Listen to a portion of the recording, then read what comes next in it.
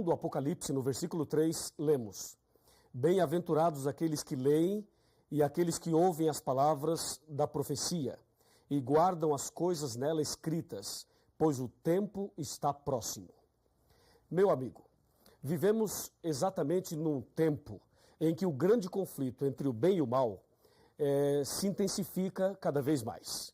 E a palavra de Deus, a Bíblia Sagrada, é a base, é o livro-chave para nos mostrar exatamente em que posição devemos estar, que posição tomar nesse grande conflito. Por exemplo, para que você seja bem-sucedido e seja vitorioso nessa guerra entre o bem e o mal, é preciso conhecer algumas coisas importantes sobre a Bíblia. A Bíblia Sagrada tem 66 livros, sendo 39 no Velho Testamento e 27 no Novo Testamento. Ela foi escrita por aproximadamente 40 pessoas num período de aproximadamente 1.600 anos. Ela já foi escrita originalmente em 3 línguas, na língua hebraica, na língua grega e na língua aramaica. E esse sagrado livro tem como autor o nosso Deus. Ele deixou esse sagrado livro para que nós pudéssemos conhecer a sua vontade e para que pudéssemos também saber a revelação dele para a nossa vida nesse contexto da luta entre o bem e o mal. Me acompanhe agora que eu tenho algo muito importante a te mostrar. Por exemplo, a Bíblia Sagrada está subdividida em 5 pequenas partes. A primeira parte é história. A segunda é poesia, a terceira profecia, a quarta evangelhos e a última cartas. Vamos analisar uma a uma. Por exemplo, história. Os livros históricos da Bíblia começam em Gênesis e vai até o livro de Esther, incluindo o livro de Atos dos Apóstolos, que se encontra no Novo Testamento. A parte histórica da Bíblia, aproximadamente 90% do que está escrito lá se entende como se lê. E apenas 10%, mais ou menos, foi escrito numa linguagem simbólica profética. Então, entenda bem, a parte histórica da Bíblia são os livros que registram a história da criação, a história de Adão e Eva, a história da queda, a história de Davi e Golias, de Sansão e Dalila, do povo de Israel, os livros históricos. Esta é a primeira parte da Bíblia. A segunda é poesia. A poesia são livros que foram escritos numa linguagem poética. Por exemplo, eu tenho aqui Jó, Salmos, Provérbios, Cantares, ou seja, Cântico dos Cânticos. E também o livro de Eclesiastes. Esses livros são poéticos. E de todos eles, a poesia mais conhecida se encontra nos Salmos, que é o Salmo 23. Lembra? O Senhor é meu pastor e nada me faltará. São os livros poéticos. Destes, aproximadamente 85% do que está escrito lá se entende também como se lê. E aproximadamente 15% é numa linguagem também simbólica, figurativa. A terceira parte é a parte da profecia, que envolve o livro do Apocalipse e também o livro de Daniel. A parte profética começa em Isaías, vai até Malaquias e, repito, inclui o Apocalipse e também o livro de Daniel. Esses livros proféticos são os livros que apresentam de forma mais clara e de forma bem contundente esse grande conflito entre o bem e o mal. Entendeu? E aqui é bom que você preste muita atenção, eu tenho aqui as informações bem atualizadas sobre tudo isso. Por exemplo, o livro do Apocalipse é o livro mais difícil de se entender. E também o livro de Daniel. Mas existem outros livros proféticos, como acabei de mencionar a você. Esta é a terceira parte da Bíblia. E 95% da profecia não se entende como se lê. Veja, os livros históricos e poéticos, se você ler nesses livros, água é água mesmo. Se você ler mulher, é mulher mesmo. Vento também é isso mesmo. Ou seja, se entende como se lê. Mas na profecia não se entende como se lê. Água significa outra coisa, mulher significa também uma outra coisa, e assim sucessivamente. A quarta parte da Bíblia é a parte dos evangelhos.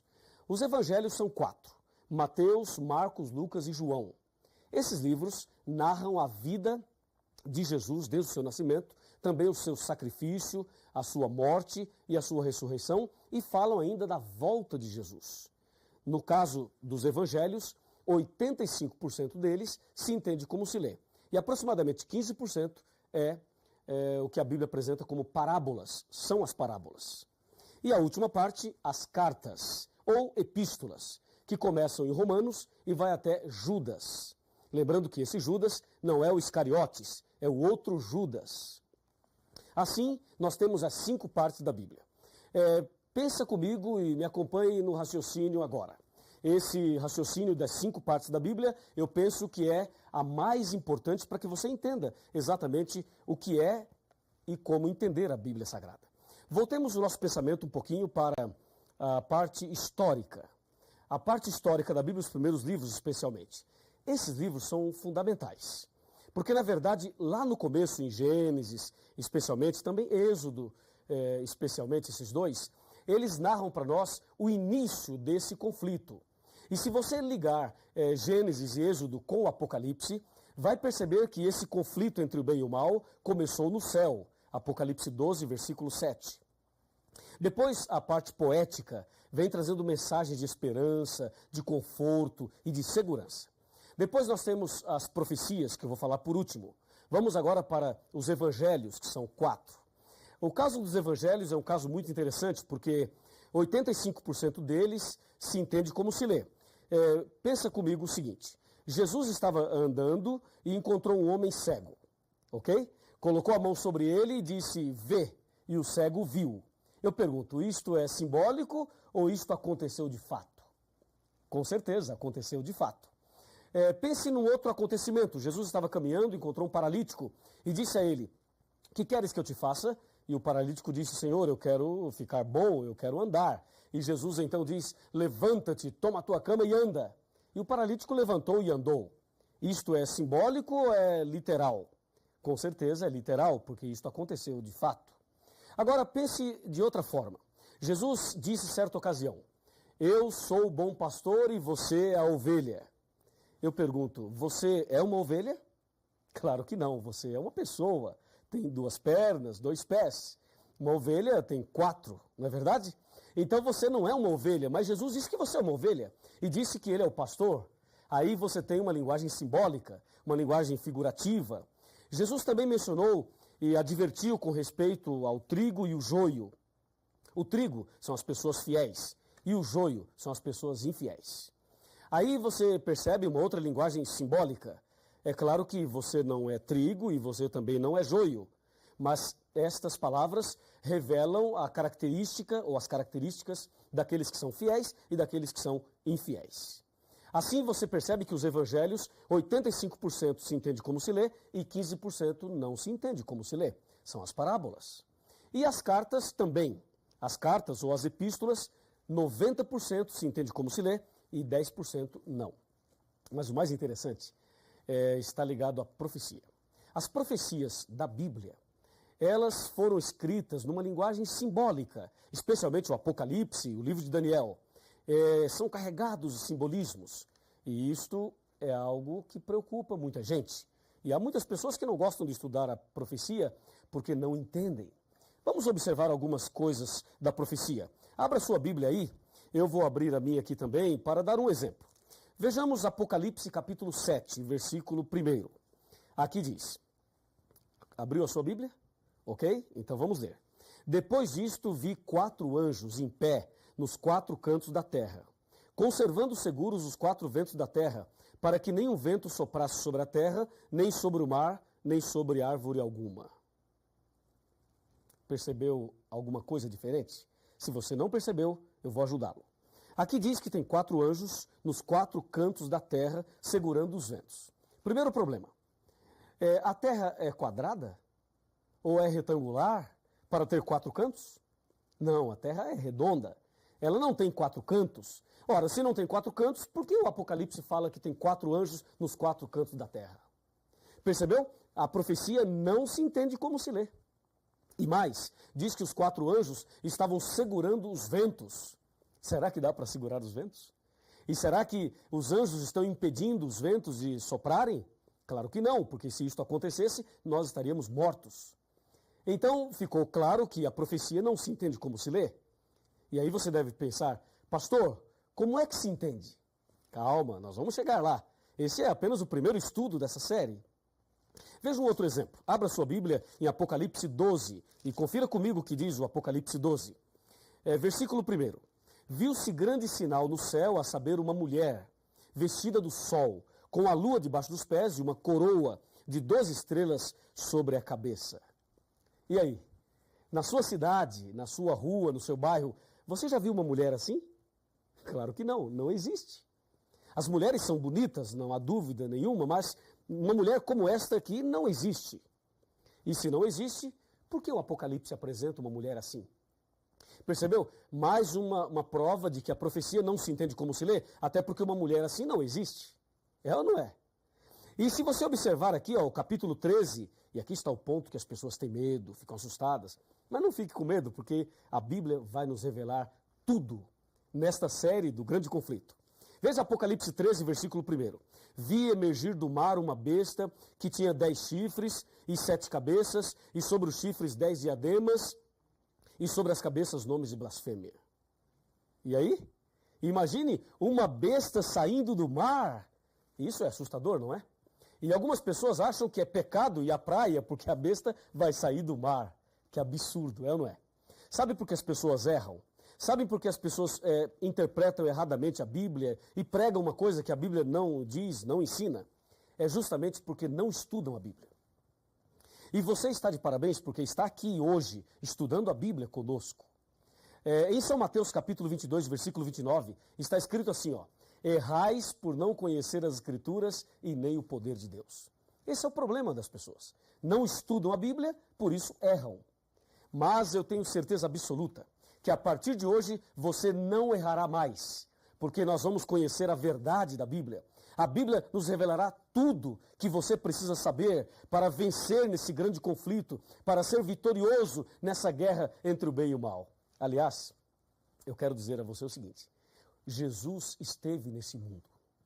Jesus veio a esse planeta há mais ou menos 2000 anos atrás. E Jesus morreu na cruz. E quando ele morreu na cruz, ele estava pagando o preço do pecado e ali na cruz ele estava conquistando a humanidade e vencendo essa luta entre o bem e o mal. Ou seja, nesse grande conflito, Jesus já é vitorioso.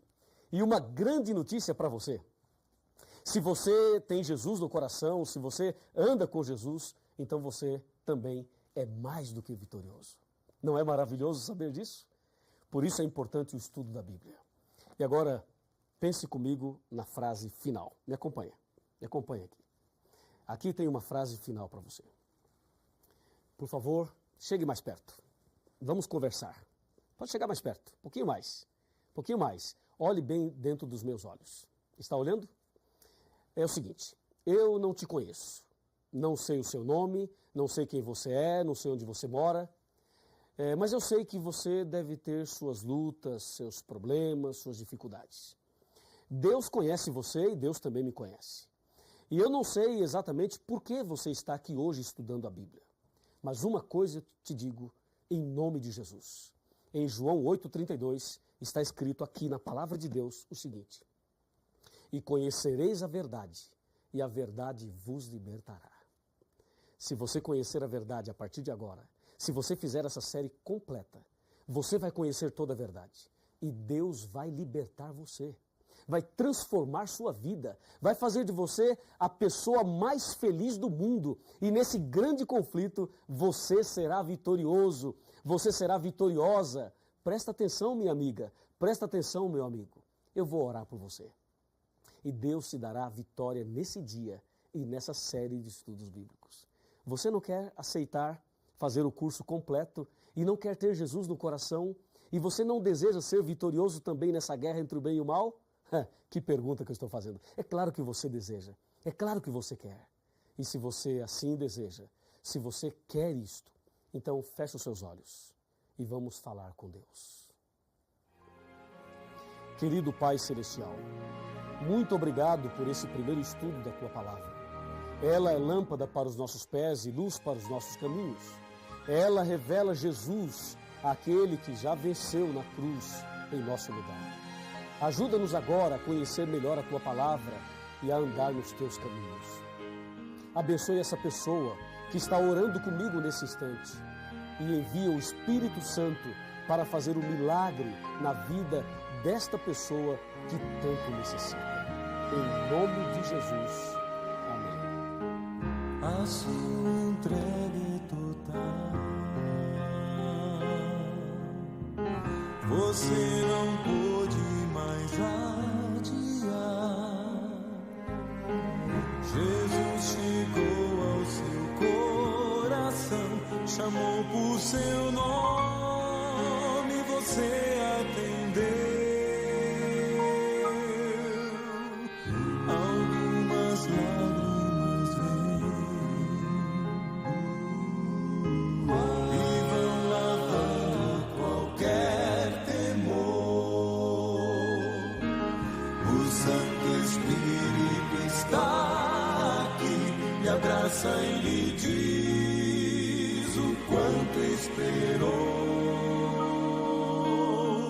Sua vida vai desabrochar, vai sorrir, vai cantar, começando aqui e por todo sempre.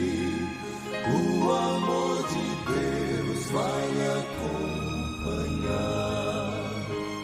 Ele prometeu, jamais vai deixá-lo. Você não estará sozinho a vagar. Deus vai